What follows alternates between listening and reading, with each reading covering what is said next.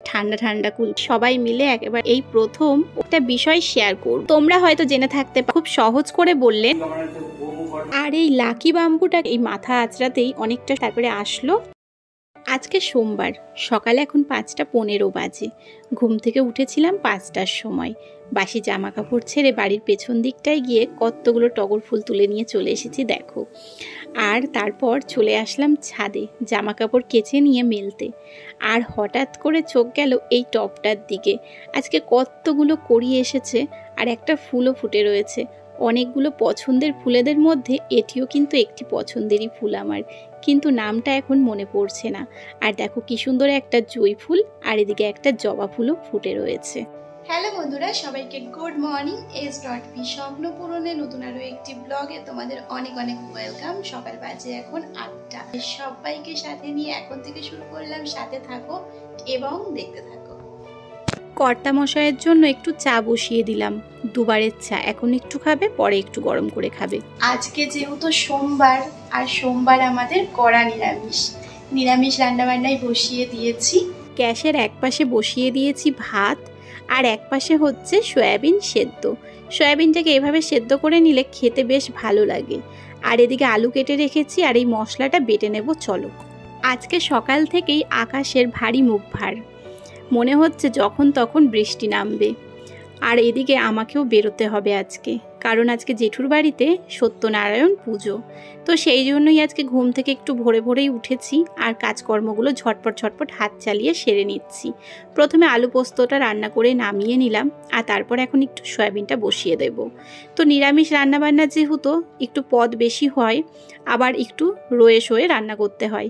মানে ঝটপট হুটোপাটা করে রান্না করলে সে রান্না তো আর খেতে ভালো লাগবে না। এ তো আর মাছ না যে যেমন তেমন করে করলাম ভাত উঠে যাবে, তাই না? দেখো, তোমাদের বলতে বলতেই বৃষ্টি নেমে পড়েছে। আমি তরকারিতে জল দিয়ে চলে গিয়েছিলাম ছাদে জামা কাপড়টা তুলতে। তারপর এসে দেখি তরকারিটা হয়ে গেছে। তো এটাকে এবার একটা বাটির মধ্যে ঢেলে নিলাম, আর তারপর রান্না করে নিলাম মুগের ডাল একটু ঘনভাবে। চলো, আজকের মতো রান্নায় ছুটি। আকাশ অন্ধকার করে মেঘ করেছিল, কিন্তু বৃষ্টি হয়েছে ঠিক 2 মিনিট। এখন আর বৃষ্টিটা নেই। মার জামা কাপড়টা মেলে দিয়ে নিচে আসলাম। মা খাচ্ছে এখন। মাকে আজকে সাবান শ্যাম্পু দিয়ে খুব করে রগড়ে স্নান করিয়ে দিয়েছি। মা আজকে একেবারে ঠান্ডা কুলকুল। এখন কর্তা মশাইয়ের ভাতটাও বেড়ে দিলাম, ও খেয়ে বেরোবে। আর আমিও স্নান করে রেডি হয়ে চলে আসলাম দাদাদের বাড়িতে। আর এসেই ছাদে এসেছিলাম, বৃষ্টির জল পড়েছে ফুলে, কি দারুণ লাগছে না? তাই একটুখানি ক্যামেরা বন্দি করে নিলাম। তারপর এই যে হাত পা ধুয়ে চলে আসলাম পুজোর জোগাড় করতে। সবাই মিলে একেবারে হাতে হাত লাগিয়ে পুজোর জোগাড়টা করে নিচ্ছি। আর এইদিকে দেখো, আমাদের ছোট্ট অদ্রিজা রানী কি সুন্দর আলপনা এঁকেছে জলচৌকির ওপর। এই প্রথম ও আলপনা আঁকলো জলচৌকির ওপর। এমনিতে কিন্তু দারুণ ড্রয়িং করে ও। যাই হোক, এদিকে ঠাকুরমশাইও চলে এসেছে, আর আমাদের পুজোর জোগাড়ও একদম শেষ পর্যায়ে। পুজোয় ঠাকুরমশাই বসে পড়েছেন। আজকে আমি তোমাদের সাথে একটা বিষয় শেয়ার করব। মানে সে বিষয়টা কি বলো তো, আমার কাছে একদমই নতুন। তো তোমরা হয়তো জেনে থাকতে পারো, তোমাদের আশেপাশে হয়তো এরকমভাবেই পুজো হয়ে থাকে। তো আমাদের বাড়িতে যেভাবে পুজো হয়েছে আমি দেখে এসেছি, সেটার তুলনায় আজকের এই পুজোটা একটু ভিন্ন। তো ভিন্ন কেন আমি তোমাদের বলছি, সেটা হচ্ছে আমরা তো যে কোনো পুজোতে নৈবেদ্যের থালা সাজিয়ে থাকি, এবং বিভিন্ন পুজোয় বিভিন্ন রকমের নৈবেদ্যের থালা হয়, কখনো 3টে, কখনো 2টো, কখনো 1টা। কিন্তু আজকের এই পুজোতে আমি একটা একেবারেই নতুন জিনিস দেখলাম। সেটা হচ্ছে মুগ ডালের নৈবেদ্যের থালা, যেটা আমি আজ পর্যন্ত মানে ছোট থেকে পুজো হওয়া দেখে এসেছি, এবং নিজের বাড়িতেও পুজো হতে দেখেছি, আমার শ্বশুর বাড়িতেও পুজো হতে দেখেছি, কিন্তু কখনো এই মুগ ডালের নৈবেদ্যর থালা আমি সাজাতে দেখিনি, বা ঠাকুরমশাইকে কখনো বলতেও শুনিনি।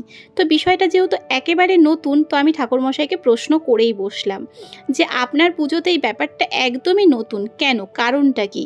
তখন ঠাকুরমশাই একটা কঠিন ভাষায় ব্যাখ্যা দিলেন, কিন্তু সেই কঠিন ব্যাখ্যা আমার মাথায় আর ঢোকেনি। তারপর উনি খুব সহজ করে বললেন যে আমার বাবা কাকা জ্যাঠাকে এইভাবেই পুজো করে আসতে দেখেছি, তাই ওনাদের নিয়মটাকেই অনুসরণ করি।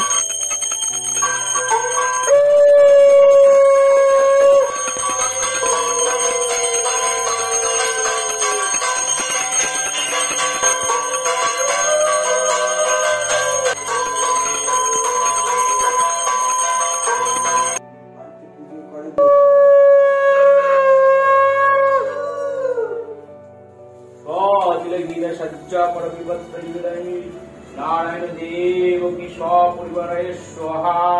শ্রী শ্রী নারায়ণী দেবী গমনার্থে ওম কর্মণে গুবাগো তাম্র রম্ভা ফল নিবেদয়ামি কর্মহং পরিশ্রমী গুরু ভবিষ্যৎ করেন ওম অগ্নেত্তাং সমুদ্রং গচ্ছ বিদ্যুত্তাং শীতলাং হবা।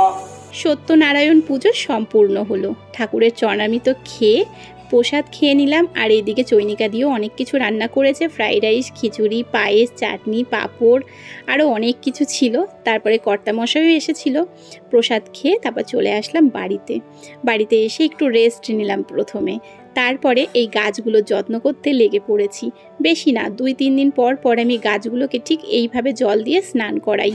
যেহেতু ঘরের ভেতর গাছগুলো থাকে তো খুব বেশি জলের প্রয়োজন পড়ে না, কারণ এরা তো খুব একটা রোদ পায় না।